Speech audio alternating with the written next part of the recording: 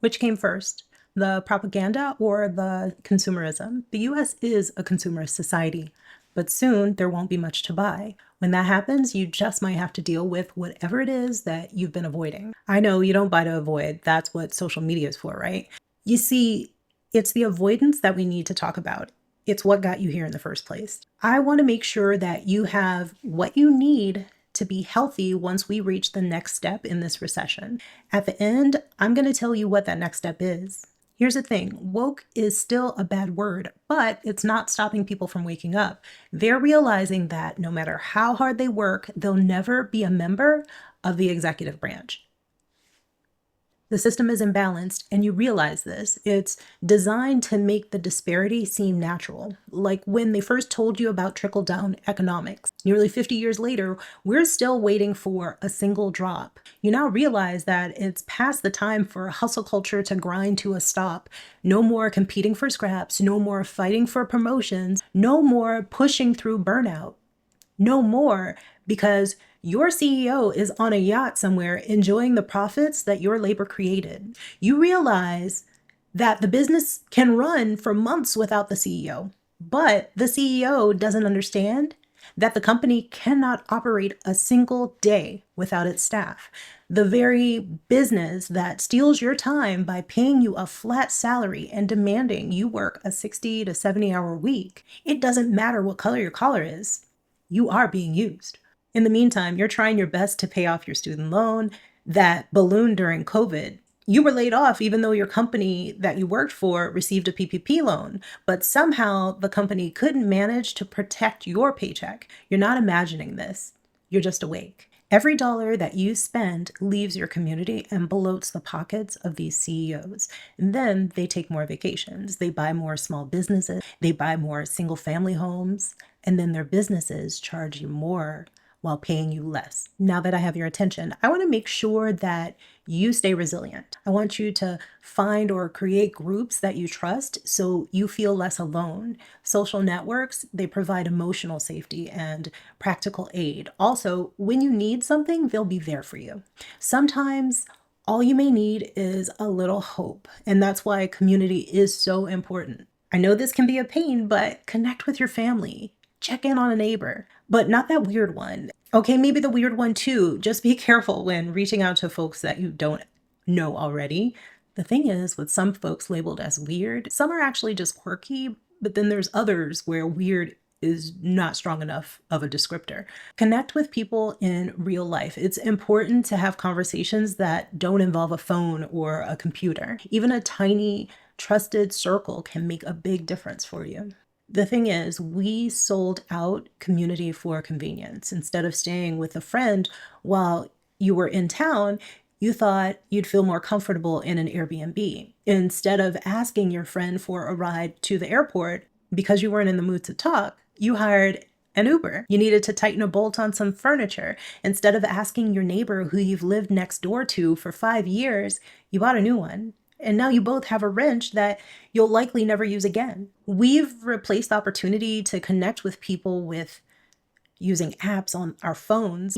We have to choose connection over conveniences, even if it's only to save some money. Staying informed does not need your constant attention. The news right now is deliberately being flooded with stupid stories that are going to wear you down. Intentional news consumption will reduce your feelings of overwhelm. Choose specific times to get your updates so that you can avoid doom scrolling. Make sure that when you consume news that you're using credible sources. That post of a screenshot of what someone else said with no links to verify is not a credible source. If you can't verify it, it's not real. Also, creating mental safe spaces does not mean you're avoiding. It's a survival tactic to preserve your mental and emotional bandwidth. This is something you should do. You can do things like playing music, making crafts, gardening, flying a kite, going for a walk. I mean, what do guys do? Okay, let me think. Whittle some wood. Speaking of trauma, try and avoid graphic content. I know sometimes it just pops up in your feed, but deliberate disengagement will protect your mental clarity for better decision making. This is not me being woo-woo. This works. Meditate 10 minutes at the start of each day. can get you a long way. I've been doing this since I think 2014 or 15. It's changed my life. My best ideas come to mind when I sit still. And if you're just too afraid that you can't quiet your mind enough to meditate, journal. Just vomit all over the pages of your notebook. Place zero expectation of what you're writing. And then I want you to read it back a week or so later. I promise you that you'll find a solution that you never expected you needed. These are just things that are going to anchor you in the present. It's going to help you to adapt to stress without losing your core values. Write down your core beliefs, your compassion for others, your want for justice, your desire for fairness. Revisit them regularly. It's going to help you prevent the erosion of your beliefs. Refuse to participate in systems that go against what you believe in. Remember that CEO on the yacht somewhere? That CEO pays employees minimum wage. After tax, their hourly wage is about $6.52. These folks, they can barely afford to buy a dozen eggs on an hour's work. Mind you, that doesn't even take into account state income tax. The price of those eggs is about to go up, not because chickens got more expensive, but because the machines used to process the eggs did. You see, the tariffs are so that the CEO can pay less in taxes, but you end up paying more for everything. I want you to remember who your rival really is. It's not the people around you. It's people you only see on the news. They don't move in the same spaces as you, but they impact every part of your life.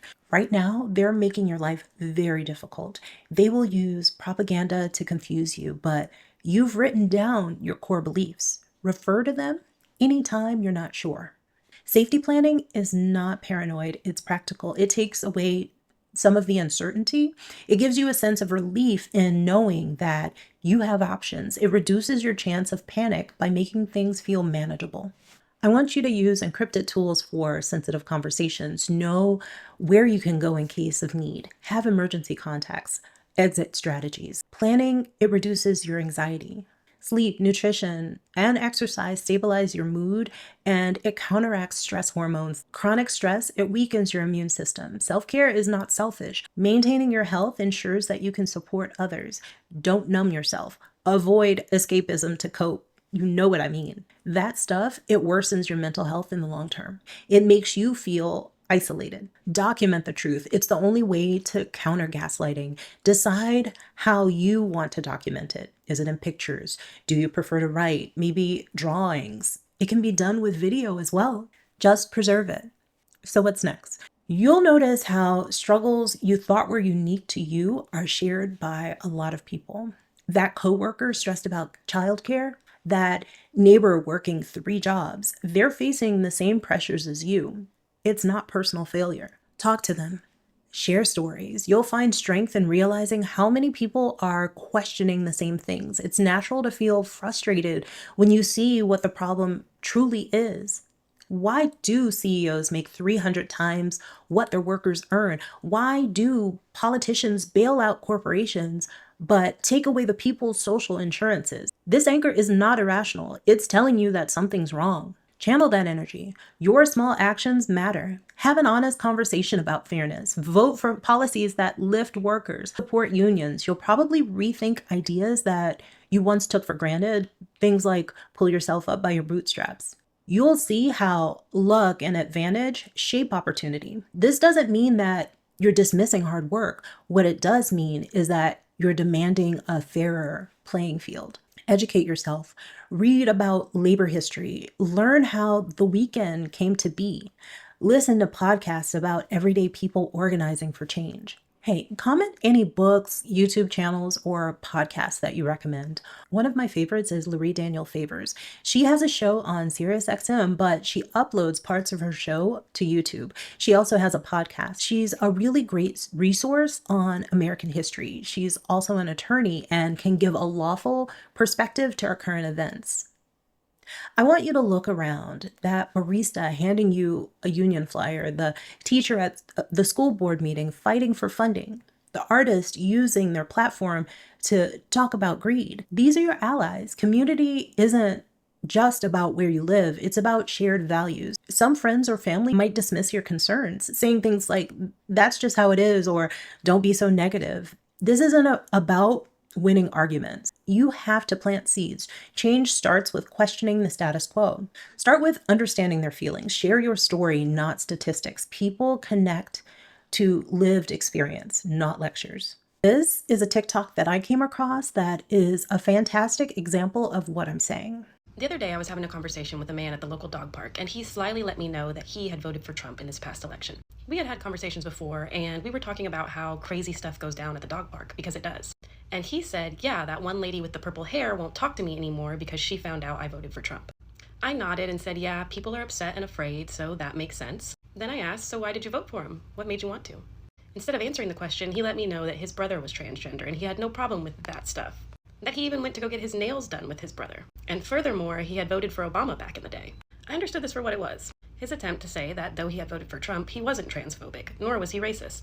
But the fact of the matter was, I hadn't mentioned transphobia, nor had I mentioned racism. Which means that as a person who voted for Trump, he understood the context around that choice. He understood that a common prevailing opinion among his fellow Americans was that Trump voters were inherently transphobic and or racist. I've voted for several Democrats in the past, he continued on. I smiled, but I said, well, none of them are good, Republicans nor Democrats.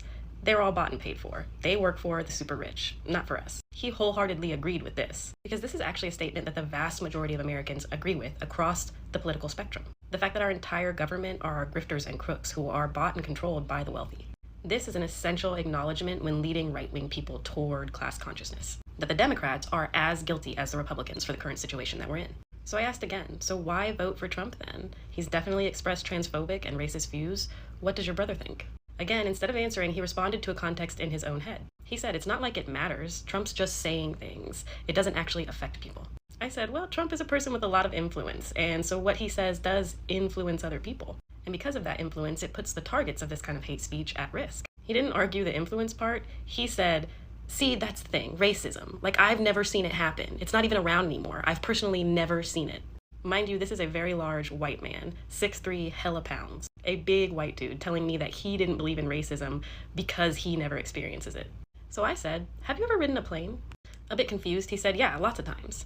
I nodded. Yeah, how comfortable are those seats, I asked. He scoffed. He said they were terrible. He could barely fit in them. He was always spilling over the sides and he could barely move his legs. There was inarguably no room in an airplane seat. It was not big enough. I let him go on for a little bit, and then I said, see, I don't know what you're talking about. I actually feel like airplane seats are perfectly sized. I never have trouble getting in or out of the seats, and I can even fold my legs underneath me and take a nap like a cat. Now I see his wheels turning, so I quickly push on. You're married, right? I asked. And I know he is, because again, we've conversed before, but he confirms it. Yes, he's married. And I said, how do you feel about your wife going places alone at night? Like, how would you feel about her going for a midnight run in the park all alone? And now he's really picking up what I'm putting down. And I've put it down patiently enough that he's not angry or offended. He's visibly sheepish. And this always earns a smile from me. He admits he would not want his wife going for a midnight run alone in the park. On his own, he adds that he agrees women face struggles that men don't. Now I go ahead and finish the thought that's rattling around in his mind. Right, I say, so as white people, we are not experiencing the negative effects of racism because we're not the targets of racism, but the beneficiaries of white supremacy. We might not be seeing it because we don't think that it's actively harming us. Just like how, though I've never had a problem with the size of an airplane seat, that doesn't mean that you've never had a problem with the size of an airplane seat.